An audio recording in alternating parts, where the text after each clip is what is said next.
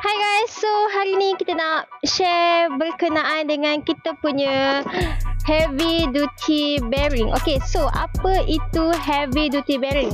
Heavy duty bearing ni bermaksud kita punya bearing yang tahan lasak, yang kukuh. Macam pagar ni untuk dua belah total adalah 20 kaki.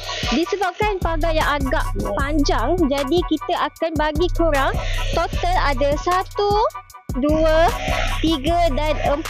Kita bagi korang 4 heavy duty bearing. Jadi untuk long term, contoh 10 tahun dan ke atas, korang tak perlu risau kalau korang punya pagar ni tiba-tiba jatuh ke, tak kukuh ke, korang tak perlu risau sebab kita dah bagi support untuk pagar korang yang sangat-sangat debum. Okay guys, dah tengok video ni sampai habis ke? Kalau dah, jangan lupa like, comment, share and save kita punya video.